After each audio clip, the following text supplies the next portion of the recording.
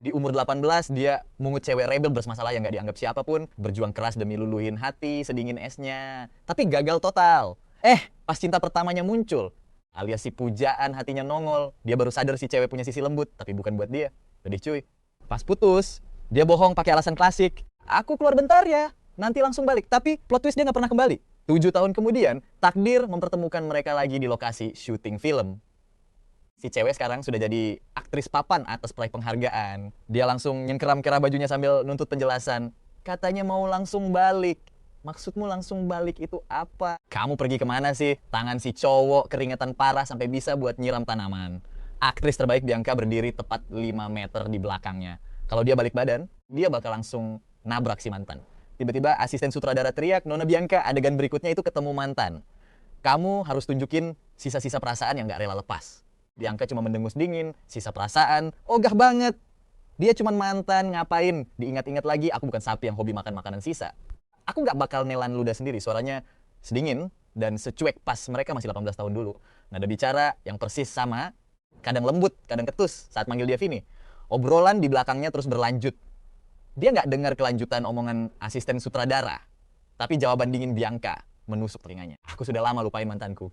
Baguslah, pikir si cowok. Dia juga ogah balikan sama mantan dan gak ada niat buat nyapa dia duluan. Pas syuting kelar dan kru mulai bubar, mendadak temen kerjanya teriak kencang banget. Woi Vini, lu udah nemu propertinya belum? Seketika obrolan di belakangnya langsung sunyi. Dia langsung meluk erat properti itu dan kabur secepat kilat. Untungnya Bianca gak ngejar. Mungkin dia gak dengar. Atau pura-pura gak dengar. Begitu keluar dari set, dia ngos-ngosan bilang ke temennya, lain kali panggil gua Vince aja, jangan Vini. Lah, kenapa? Nama Vince terdengar lebih profesional aja, dustanya. Temennya malah ketawa dan percaya alasan absurd itu. Ini adalah proyek pertamanya sejak resmi jadi asisten sutradara. Sebelum gabung tim, dia udah tahu pemeran utamanya itu Bianca. Cewek itu nepo babies kelas kakap yang megang setengah koneksi di industri hiburan. Menyebalkannya, akting dia emang OP banget. Udah dapet piala aktris terbaik di umur 25 tahun. Sialnya buat dia ternyata adalah cinta pertama si aktris. Sempat ragu buat ambil kerjaan ini, tapi dia gak sanggup nolak peluang karir emas ini. Akhirnya dia nekat datang juga. Dia bersumpah gak boleh sampai ketahuan. Kalau ketahuan, dia bakal kelar putus hubungan 7 tahun lalu, emang gak baik-baik saja. Dalam hati, dia masih ingat isi surat kejam yang ditinggalkannya dulu. Aku tahu kamu anak orang kaya, aku deketin kamu cuma demi ngincar uang keluargamu. Sebenarnya aku gak suka kamu. Aku sukanya cewek lembut dan manis. Jangan pernah ketemu lagi. Suratnya emang sadis, tapi aslinya dia pergi dengan hancur lebur. Entah gimana reaksi Bianca pas baca itu, tapi dia tahu cewek itu pendendam banget. Kalau ketahuan karirnya di industri ini, pasti bakal langsung tamat. Bianca aslinya jauh lebih cantik daripada di TV, puji teman kerjanya. Nggak adil banget, tapi wajar sih, orang tuanya kan aktor legendaris. Jadi dia emang beda level, auranya anggun, berpendidikan, dan sopan banget. Pasti dulu dia jadi primadona sekolah pas zaman SMA. Si cowok hampir tersedak ludahnya sendiri. Bianca primadona sekolah, salah besar. Dia itu bos mafia sekolah yang ditakuti semua orang bagai wabah penyakit. Dia nggak bakal lupa pertemuan pertama mereka. Si cewek baru aja tawuran brutal lawan geng siswi nakal lainnya. Tubuhnya penuh memar, terduduk di pinggir jalan di tengah hujan deras. Orang-orang lewat begitu aja, sementara dia diam tak bergerak seperti orang setengah mati. Pas didekati, dia mendongak galak sambil menggertak, pergi sana. Tatapannya persis anjing liar yang siap menerkam. Dia pikir cewek itu bakal mencadik-cadiknya. Tapi bukannya pergi, dia malah payungin kepala cewek itu. Dari sanalah kisah mereka dimulai. Dia menggelengkan kepala kuat-kuat, mengusir paksa kenangan masa lalu itu. Karena area rooftop bising, dia memilih sembunyi di tangga darurat. Begitu pintu dibuka, bau asap rokok langsung menyengat. Ternyata ada Bianca berdiri di kegelapan, memegang rokok yang menyala redup. Tatapannya sedingin dulu, suasana tangga darurat mendadak jadi gelap dan sunyi senyap. Dia menunduk, siap-siap mundur perlahan demi keselamatan. Tapi si cewek mendadak nanya, kerjaanmu apa? Asisten sutradara. Baru lulus kuliah. Gumamnya, baru lulus sudah jadi asisten sutradara Zhang. Hebat juga. Terima kasih Nona Bianca. Berapa umurmu? 25. Dia tertawa kecil. Umur kita sama, tapi kamu manggil aku Nona Bianca seperti asisten umur 43 tahun itu. Coba, panggil lagi. Dia menelan ludah, Nona Bianca. Di kegelapan, dia nggak bisa lihat jelas, tapi dia tahu sudut bibir Bianca terangkat sinis, seringai dingin tanpa emosi. Bulu kuduknya langsung meremang seketika.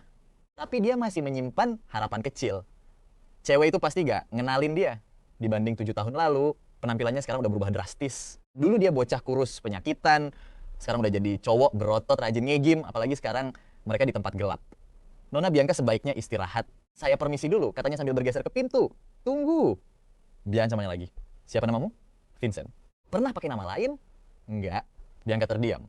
Keringat dingin mengucur di punggungnya, nama aslinya emang Vincent, tapi dulu dia dipanggil Vini. Dulu dia dibohongi, sekarang dia yang bohong balik. Impas. Pas libur musim panas kelas 10, dia mungut Bianca dari pinggir jalan. Cewek itu ngaku nggak punya rumah dan keluarga. Karena polos banget waktu itu, dia percaya aja. Dia pikir Bianca senasib dengannya, anak malang yang dibuang. Waktu dia masih kecil, orang tuanya cerai, bikin keluarga baru, punya anak baru, dan ngelupain dia sepenuhnya. Dia dibuang ke rumah bibinya. Dia terpaksa jadi anak penurut. Karena jadi anak baik minimal bikin dia dapat makan. Dia dan Bianca bertolak belakang. Si cewek merokok, tawuran, dan langgar semua aturan. Sedangkan dia sangat introvert, pendiam, dan cuman fokus belajar. Pas kelas 11, mereka sekelas. Gak ada yang tahu latar belakang keluarga cewek itu. Rumor menyebut dia yatim piatu tunawisma. Di sekolah mereka pura-pura gak kenal, tapi gak ada yang tahu. Tiap malam, Bianca mengetuk jendela rubanahnya. Dia bakal bersihin lantai buat tempat tidur si cewek. Sebelum bibinya bangun, Bianca udah raib tanpa jejak seolah gak pernah datang.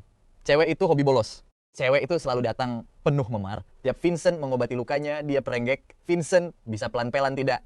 Panggil saja dia Vini. Vini adalah nama panggilan dari mendiang neneknya. Dia lebih suka nama itu dibanding Vincent saat Bianca memaksa tidur di lantai dingin. Vincent merasa nasib cewek itu lebih malang darinya. Dia bahkan berdelusi tentang hubungan mereka. Suatu hari, gurunya memarahinya karena lupa membawa buku paket.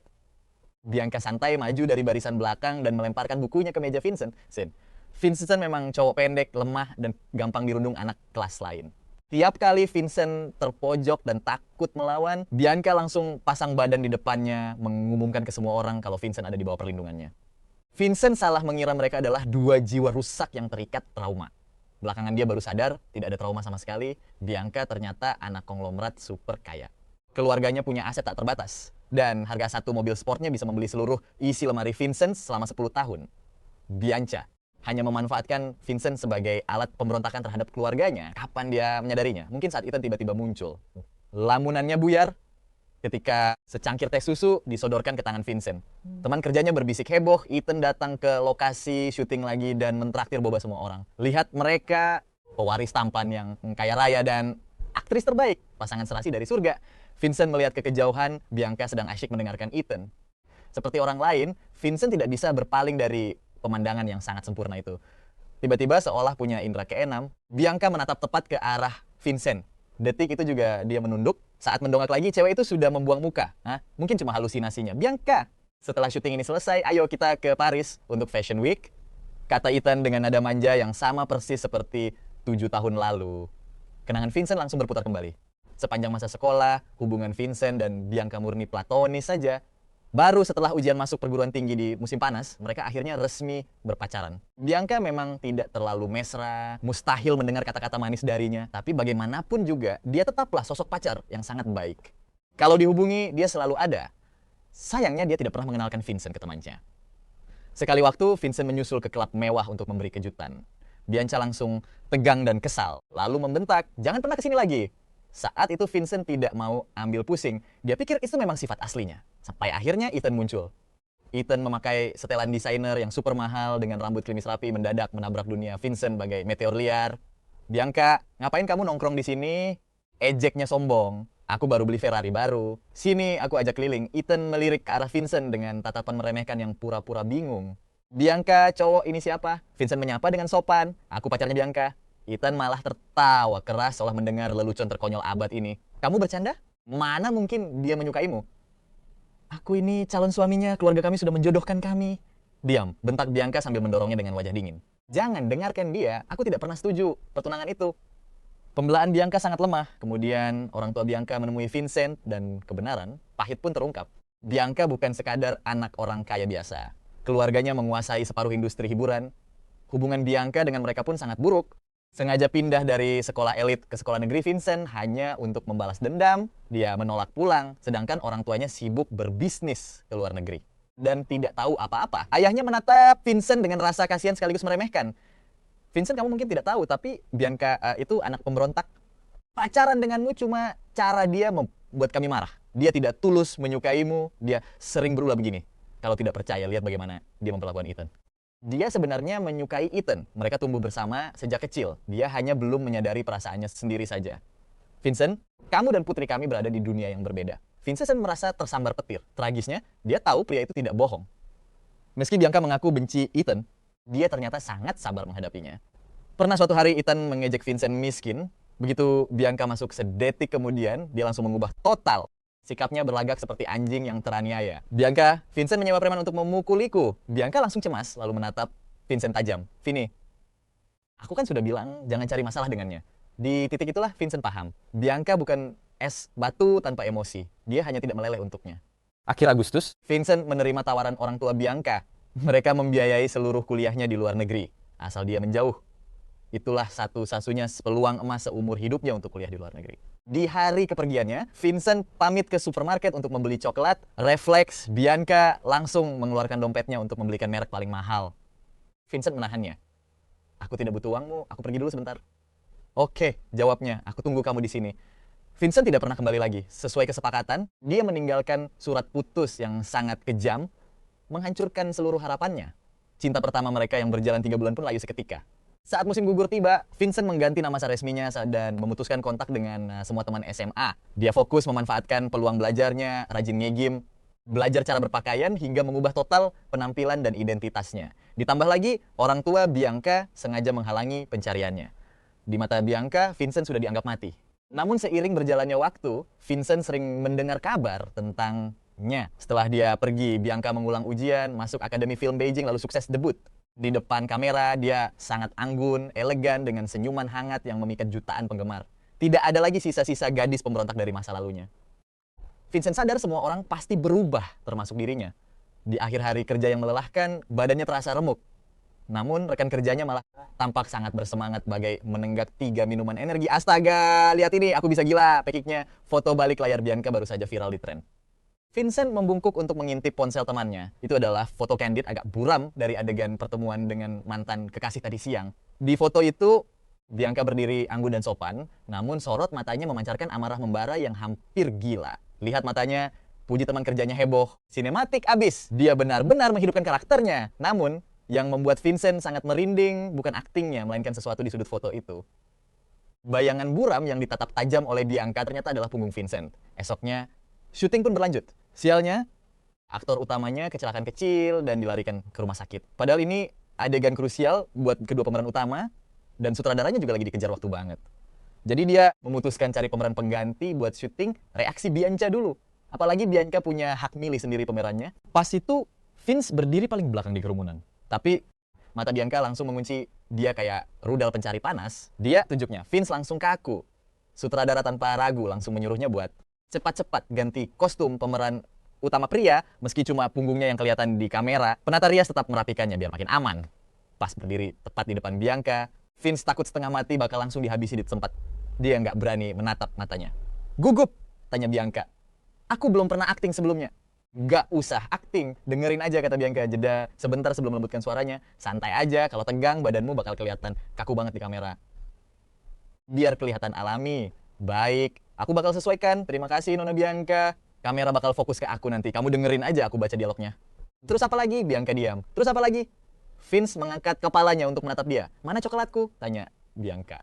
Dia menekankan setiap kata dengan jelas. Matanya memancarkan dominasi yang sama kayak waktu remaja dulu.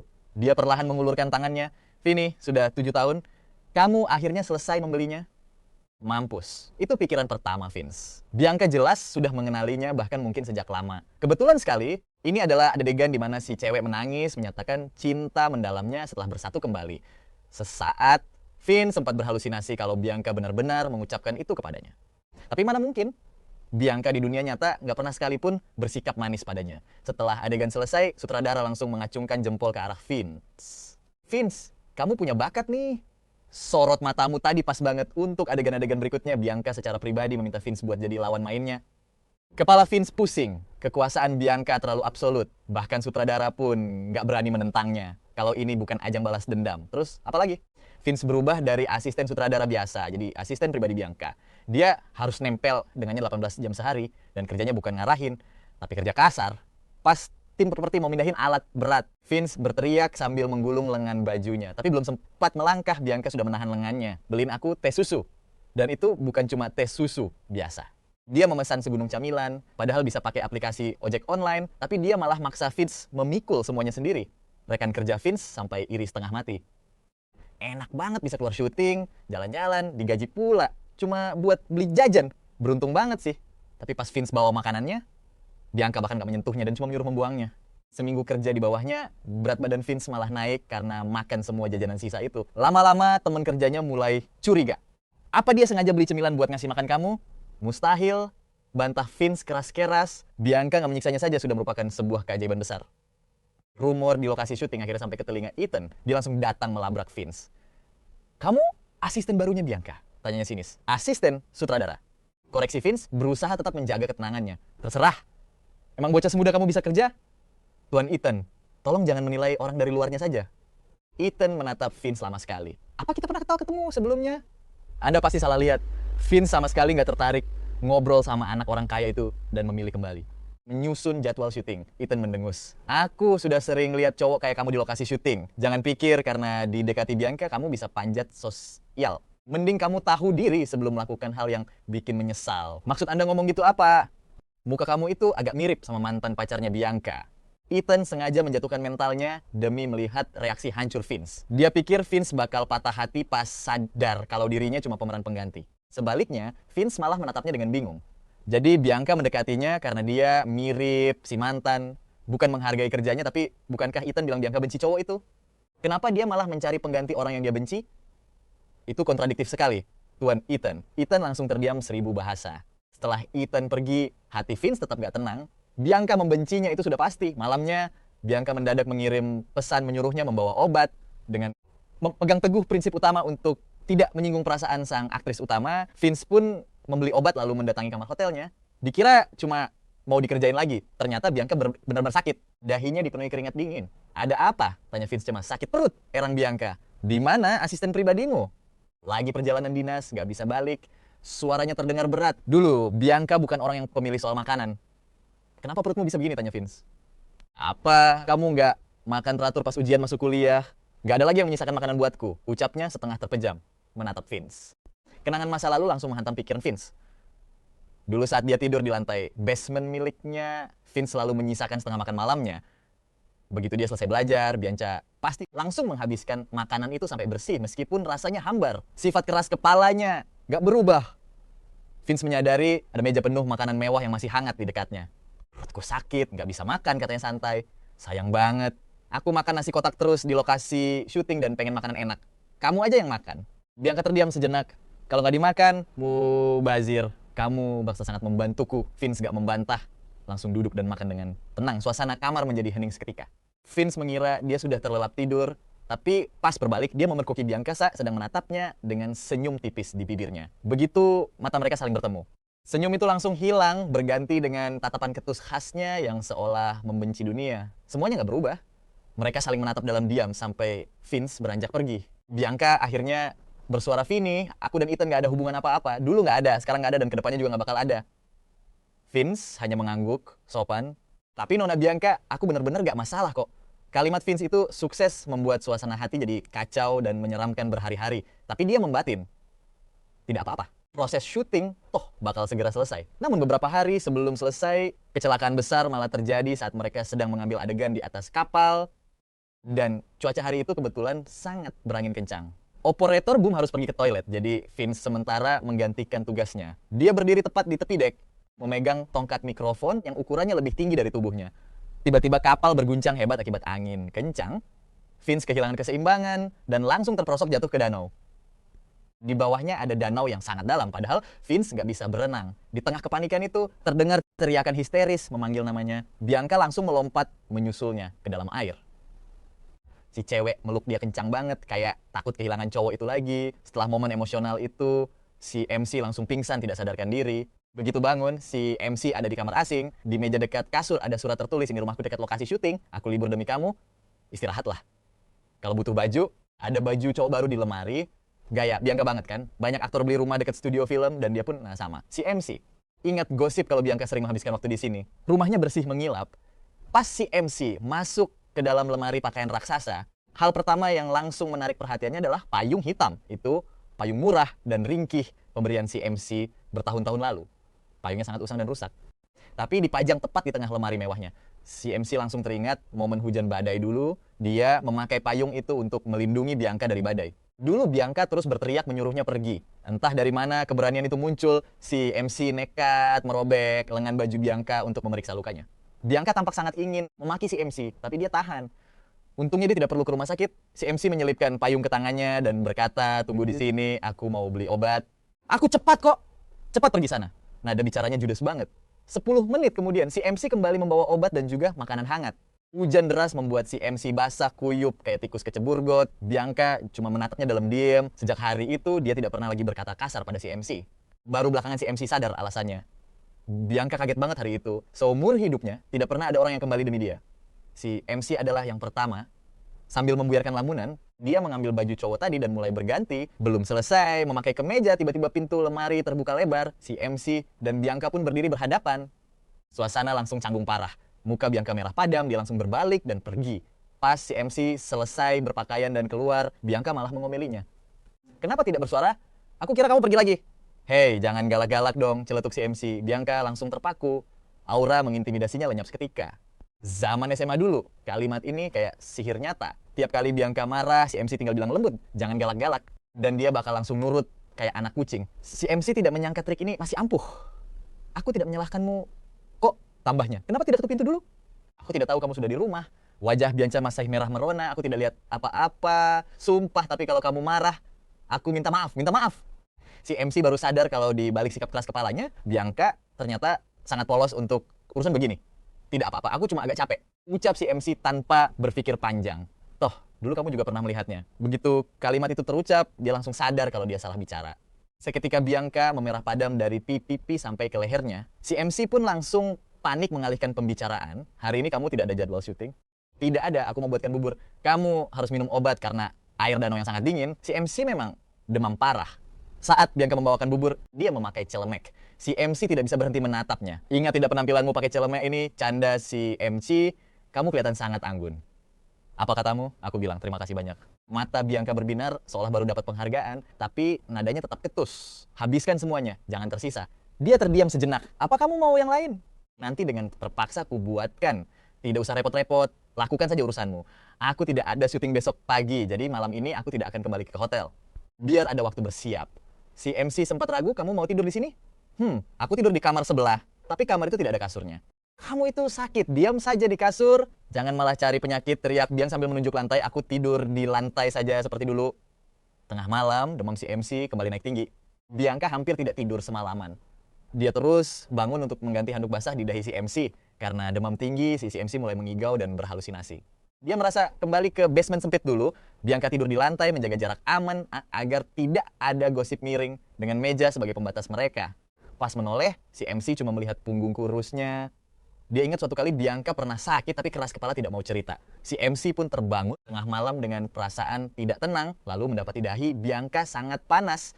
Dia langsung panik mencari obat demam dan terus membasuh wajahnya dengan air hangat. Bianca sempat meraih dan menggenggam erat tangan si MC sangat lama, seolah takut sekali cowok itu bakal pergi. Genggaman itu baru terlepas saat Bianca akhirnya tertidur sangat lelap. Itulah kontak fisik paling intim yang pernah mereka lakukan sebelum lulus. Sisanya mereka bersikap layaknya orang asing yang cuma berpapasan di koridor sekolah. Si MC gelisah semalaman. Pas dia bangun keesokan paginya, Bianca sudah pergi karena dipanggil mendadak untuk syuting ulang. Tapi di atas meja makan, sarapan sudah tersaji rapi. Tepat di tengahnya ada sekotak coklat merek mahal yang sama persis seperti 7 tahun lalu. Di tengah makan, dia mendengar pintu terbuka. Dikira Bianca, ternyata cowok asing yang masuk. Si MC samar-samar mengenalinya sebagai manajer sekaligus sahabat Bianca. Manajer itu langsung melotot kebingungan menatap si MC. Bianca menyembunyikan pacar simpanan di rumahnya. Si MC langsung panik menjelaskan kalau dia cuma asisten sutradara dari kru syuting. "Panggil saja aku Vini." Manajer itu kaget setengah mati. "Vini? Kamu Vini yang itu?" "Oh maaf." Dia menatap si MC seolah melihat hantu. "Kamu benar-benar Vini." Melihat si MC bingung, dia menghela napas panjang. "Dulu Bianca gila-gilaan mencarimu. Pas tidak ketemu, dia mulai merusak dirinya sendiri. Dia tidak mau makan, tidak mau tidur, benar-benar terpuruk." Manajer itu tiba-tiba tersenyum lega. "Baguslah kalau begitu. Akhirnya dia menemukanmu. Aku bisa tenang sekarang." Sudah 7 tahun dia menyiksa dirinya sendiri. "Bercanda ya," sahut si MC dengan dada sesak. "Kami cuma pacaran 3 bulan." Harusnya tidak sesusah itu buat melupakan. Jelas susah dong. Kamu tahu tidak dia jadi aktris cuma demi kamu? Si MC langsung tercengang, mengingat latar belakang keluarganya, dia sangat benci dunia hiburan seumur hidupnya. Keluarganya menyuruh dia debut bertahun-tahun lalu, tapi selalu ditolak mentah. Tepat setelah mereka berdua putus, dia mendadak mengumumkan ingin jadi bintang terkenal, jelas manajer itu. Katanya karena si MC suka film, kalau dia jadi bintang, dia bisa berdiri di tempat tertinggi dan bersinar agar mungkin si MC bisa melihatnya. Si MC mendadak ingat obrolan malam tanpa tidur dulu. Bianca, sudah tidur? Belum. Aku baru nonton film keren hari ini. Kamu tertarik tidak? Aku rasanya ingin bikin film sendiri di masa depan. Tapi bikin film kan mahal banget, sialnya dia miskin. Padahal kata cewek itu bikin film gak sebutuh itu duitnya. Saat itu, dia pikir si cewek cuman anak orang kaya gabut yang asal ngomong, makanya gak dibalas. Tapi cewek itu ingat semuanya, si manajer langsung menepuk pundak cowok itu. Lu bro, cuma butuh 3 bulan buat bikin orang kangen seumur hidup. Bianca balik sore itu, ngapain lu di sini? Dia langsung membentak manajernya. Syutingmu kan hampir selesai, aku datang buat bantu beres-beres. Gak usah, pergi sana. Aku mau libur. Jangan jadwalkan kerjaan apapun. Bucin banget, goda si manajer. Ingat, gak pas lu, gak bisa nemuin dia. Terus nangis ke gue, berisik. Potong Bianca dengan muka merah. Jangan bahas itu di depan pacarku, mantan pacar, lalat cowok itu. Lu gak pernah ngomong langsung, jadi gak usah putus. Aku kan nulis surat, itu cuma kertas biasa. Aku baca terus, aku bilang, siapa tahu bukan lu yang nulis. Sadar situasi memanas, si manajer langsung kabur. Lu lihat suratnya tapi gak marah. Tanya cowok itu, aku bilang mau viralin lu ke media Bianca tertawa. Lu gak bakal berani. Lagian kalau lu viralin emang kenapa? Tinggal gak usah baca berita kan. Cowok itu langsung terdiam. Bianca berjalan mencuci buah tapi cowok itu terus mendesaknya. Putus itu cuma butuh kesepakatan satu orang. Mau, lu akuin nggak? Kita udah gak ada hubungan lagi, bahunya gemetar. Jadi percuma ya, aku ngejar lu. Tanyanya dengan suara yang mulai serak. Apa lu marah sama aku karena aku bohong soal keluarga aku atau karena masalah Ethan? Aku cuma terlambat jelasin semuanya. Ini cuma salah paham, bukan karena itu. Kowok itu menghela napas. Bianca, jalan kita udah beda, nggak usah ribut lagi. Mereka mendengar suara rintik hujan di jendela. Entah berapa lama waktu berlalu sampai akhirnya cewek itu berbalik. Matanya merah, penuh dengan rasa sakit hati. Lu yang selalu berusaha kabur, setelah syuting selesai dia mengabaikan semua telepon cewek itu dan pulang ke kampung halamannya. Tantenya sedang digusur dan meminta dia membantu membereskan rumah. Meski tantenya selalu pilih kasih pada anak kandungnya, dia tetap yang membesarkannya. Jadi dia nggak mau kurang ajar. Di jalan pulang, dia melewati SMA lamanya yang sudah direnovasi total. Dia sempat berdiri depan gerbang. Tiba-tiba ada seseorang yang memanggilnya. Hei, lu kan cowok yang waktu itu, gue inget lu. Seorang wanita seumurannya berjalan keluar dari kios koran. Lu sekolah di sini kan? Tanyanya. Seingat GW, lu sekelas sama Bianca, Kowok itu mengangguk. Iya, tapi dulu GW sempat berantem hebat sama dia. Oh ya? Kok sendirian aja hari ini? Mana Bianca? Bukannya dia selalu ngikutin lu kemana-mana. Kayaknya kebalik deh lalat cowok itu. GW yang ngintil dia. Nggak mungkin bantah wanita itu. Tiap malam, habis kelas malam selesai, dia diam-diam ngikutin lu sampai rumah. Sih? Tapi dia yang nantang GW berantem dulu. Pas lagi seru-serunya, dia tiba-tiba teriak, berhenti, jam sekolah habis, GW harus balik ke asrama. Gue pikir aneh banget, berandalan kayak dia kok peduli jam sekolah. Jadi gue ikutin. Gue lihat dia nunggu di gerbang, ngintilin lu sampai pulang dengan aman. Baru dia balik lagi buat lanjutin berantem sama gue. Belakangan gue tahu, dia takut musuhnya bakal ngincer lu. Makanya dia jadi bodyguard rahasiamu. Wanita itu menunjuk pohon besar di sudut jalan. Dia dulu sering berdiri di situ buat nungguin.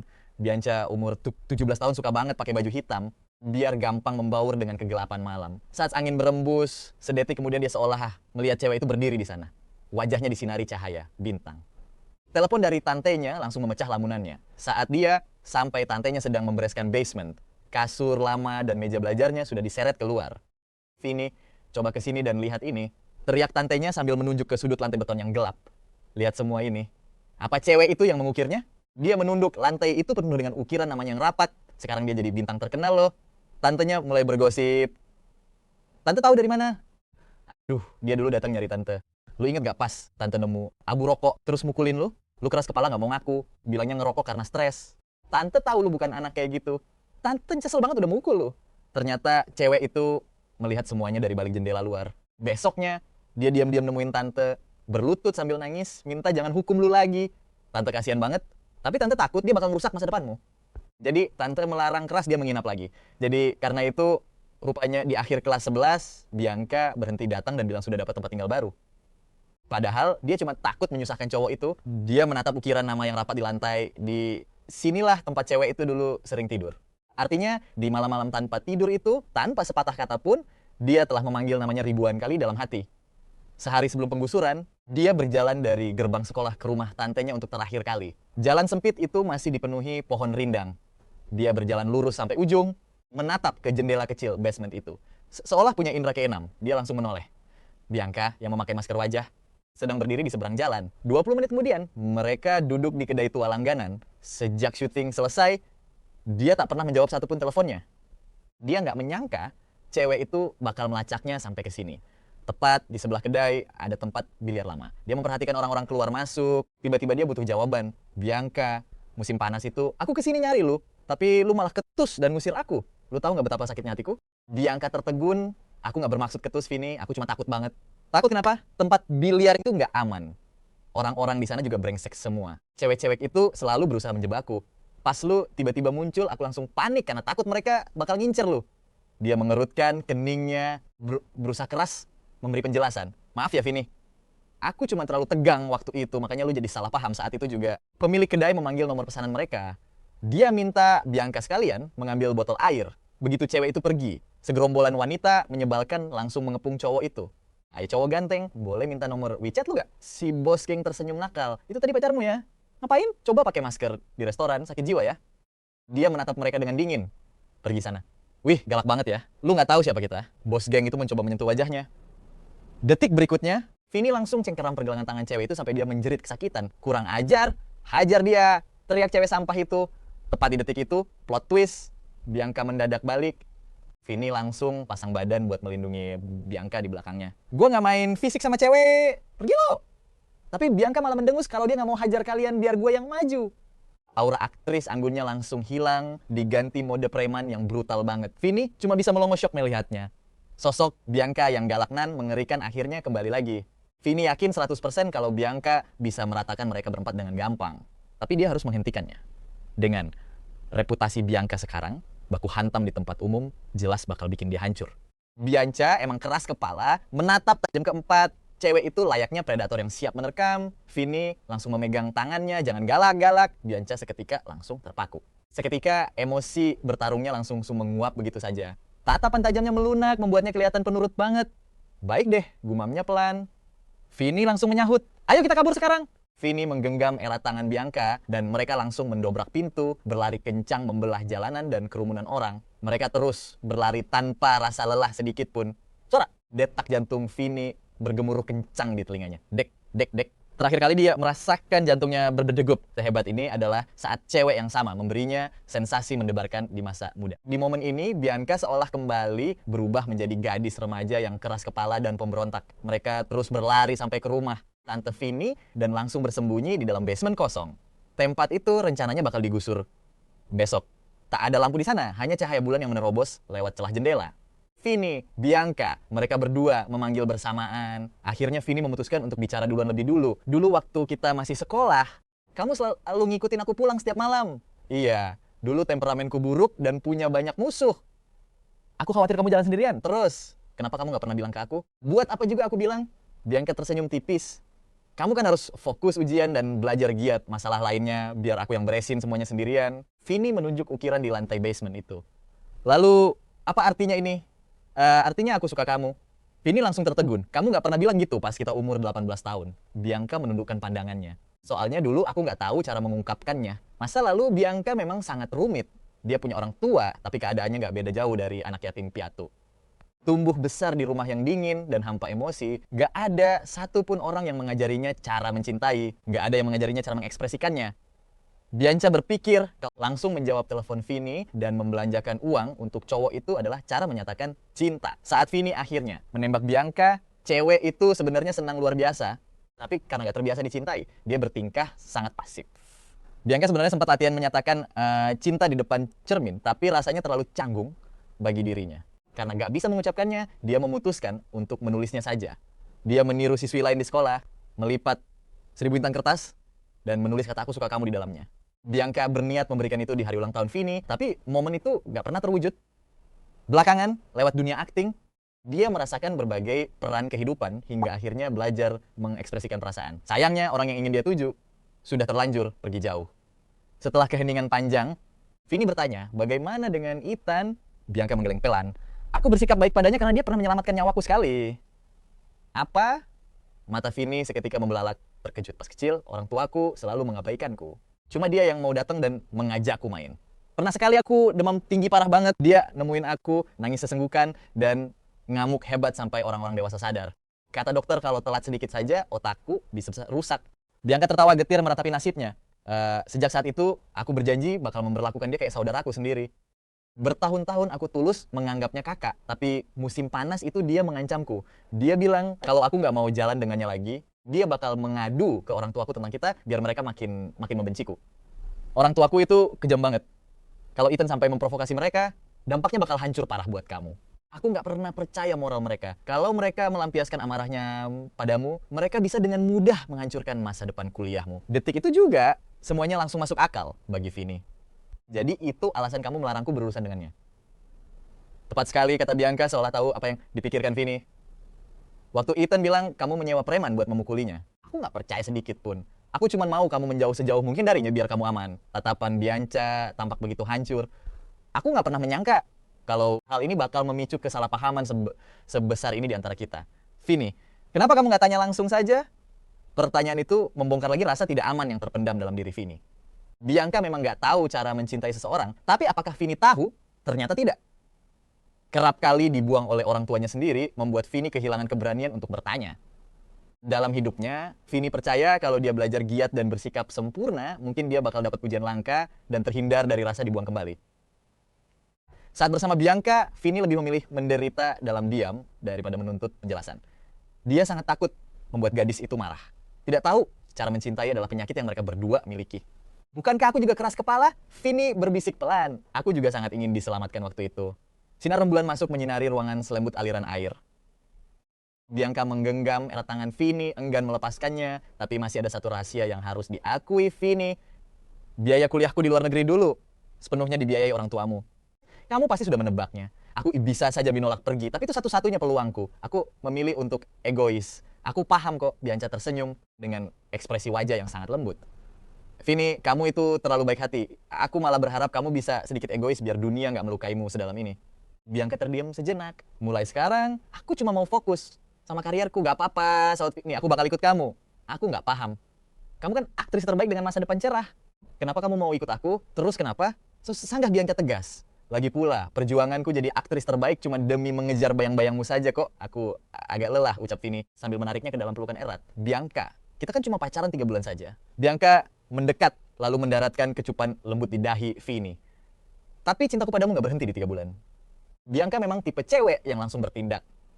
Besoknya, setelah meluruskan kesalahpahaman selama 7 tahun, dia langsung membuka aplikasi Weibo dan mengumumkan hubungan mereka ke publik sambil menandai akun Vini. Sontak aksinya bikin jagat maya geger.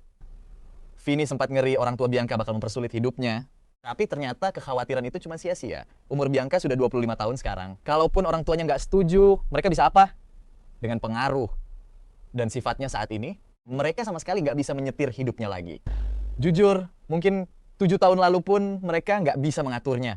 Makanya mereka malah menjadikan Vini target penyerangan. Dulu Vini cuma kalah berani saja. Begitu Bianca go public, satu nama lain langsung melejit ke puncak daftar tren. Hari itu Ethan langsung memburu Vini dengan beringas. Ethan ngerasa Vincent kelihatan familiar. Lu Vincent kan? Terus kenapa? Buruan putusin dia sekarang juga. Gue tunangannya.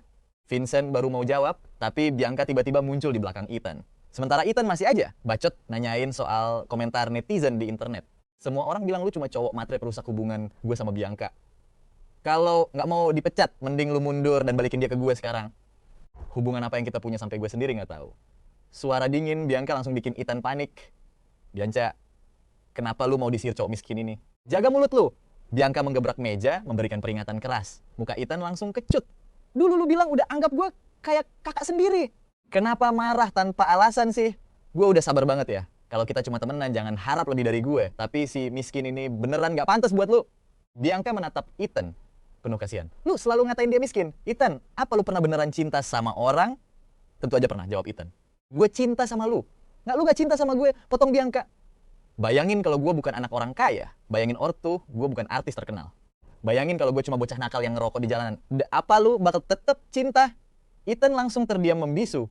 Jelas gak pernah kepikiran. Kalau lu lihat gue duduk, bonyok di pinggir jalan, pas hujan badai, apa lu bakal payungin gue? Nggak, lu pasti bakal maki-maki gue sebagai sampah masyarakat. Lu cuma cinta sama status gue. Lu nggak cinta sama gue. Lu bahkan nggak bisa terima masa lalu gue yang nakal. Bianca langsung genggam tangan Vincent dan narik dia pergi. Pas Vincent oleh belakang, Ethan masih berdiri di sana dengan muka kena mental parah. Kelihatan banget pandangan hidupnya hancur lebur. Vincent nggak tahu apa dia paham maksud omongan Bianca tadi. Tapi seminggu kemudian, konferensi pers Ethan tetap jalan sesuai jadwal. Bianca nggak punya kekuatan sama sekali buat ngelarang dia ngomong ke media. Tapi dia udah siapin strategi humas gede-gedean buat nge-counter segala kebohongannya. Plot twist, konferensi persnya malah berjalan di luar dugaan mereka. Ethan muncul di depan kamera pakai jas rapi, tapi mukanya lesu banget. Hari ini gue mau klarifikasi sesuatu, ucapnya di depan kilatan kamera wartawan. Gue sama Bianca gak ada pertunangan apa-apa. Ruangan langsung geger. Para reporter berebutan nyari gosip panas tentang aktris terbaik yang selingkuh. Gue dan Bianca tumbuh bareng cuma karena kerja sama bisnis keluarga kita. Dia cuma anggap gue sebagai kakaknya, dan gue pun anggap dia kayak adik sendiri. Pertunangan itu cuma rumor. Kita berdua nggak pernah menanggapinya, dan ortu kami cuma bercanda. Gue nggak punya perasaan romantis ke Bianca, begitu juga sebaliknya. Gue harap publik berhenti menyebarkan rumor palsu ini. Ethan sempat terdiam selama 2 detik penuh untuk mengambil napas dalam-dalam. Sedangkan untuk Vincent, dia adalah cinta pertama Bianca. Dulu gue ngejudge dia dari latar belakang dan tampangnya. Gue salah dan gue minta maaf. Jagat maya langsung heboh lagi. Netizen langsung gercep, ngubek-ubek omongan sombong dan elitis Ethan dulu dan ngehujat dia habis-habisan. Sementara itu, persiapan humas mahal Bianca malah nganggur total. Aneh banget, gue sama Vincent heran. Kenapa dia tiba-tiba bisa tobat? Bianca cuma ketawa nakal. Ya kalau dia nggak ganti arah omongan, kontrak bisnis keluarga mereka nggak bakal diperpanjang. Sekarang Bianca adalah pemegang keputusan mutlak di keluarganya. Perusahaan pun ada di genggamannya. Ethan terpaksa harus menundukkan kepalanya demi menyelamatkan bisnis keluarganya. Setengah tahun kemudian, ayah Bianca jatuh sakit dan terpaksa pensiun kerja. Ibunya pun batalin semua jadwal demi ngerawat sang suami di rumah, sementara karir Bianca makin meroket. Dia pegang kuasa penuh, ortu nggak bisa ngatur hidupnya lagi. Kayak ada tombol yang kepencet di otaknya. Bianca berubah jadi orang yang beda banget. Apapun kekurangan dia di masa lalu, bener-bener dia tebus sekarang juga. Setengah postingan Weibo miliknya selalu membahas tentang Vincent. Di talk show, dia terus membanggakannya. Dulu gue cewek nakal. Cowok gue yang nyelamatin gue dari kegelapan. Tapi Bianca masih punya trauma. Tiap kali dia nggak nemu Vincent, dia langsung panik takut ditinggal pergi lagi. Kadang Bianca bakal terbangun tengah malam sambil meluk Vincent silat banget tanpa mau ngelepasin. Cuma bisa terus ngebisikin namanya doang. Di mata jutaan orang dia emang aktris terbaik yang dingin tak tersentuh. Tapi di depan Vincent dia suka manja. Tiap kali dia manggil, Vincent teringat lantai. Ruang bawah tanah berdebu penuh ukiran itu. Musim semi pas Vincent umur 27, dia dan Bianca balik mengunjungi SMA lama mereka. Masa muda itu berputar tiada henti. Selalu ada anak muda yang galau karena cinta pertama mereka. Di luar kelas lama mereka, pohon sycamore raksasa masih berdiri kokoh. Mereka berdiri di bawah dahan-dahannya mendengarkan gema suara murid membaca. Vincent menatap Bianca 7 tahun lalu. Kalau gue nggak balik, lu bakal ngapain? Lu pasti balik. Jawabnya yakin banget. Kenapa? Karena pas hari hujan itu lu balik, jadi gue tahu lu bakal balik lagi. Bianca adalah satu-satunya orang yang bikin Vincent mau balik arah. Dan hari ini mereka masih berdiri bersama di bawah jendela kelas. Bianca berjinjit lalu menciumnya manis. Vini, gue cinta sama lu. Dulu pas SMA, Vincent mungut cewek nakal yang gak dipeduliin siapa-siapa. Hari ini peringatan 10 tahun sejak Vincent nemuinnya. Hari ini juga hari pernikahan resmi mereka. Kalau ada yang nanya surat cinta paling indah apa yang pernah Vincent terima, dia bakal bilang begini. Surat itu nggak ditulis di atas kertas, melainkan jalan pulang sekolah bersama dan kesetiaan dalam sunyi melewati malam gelap.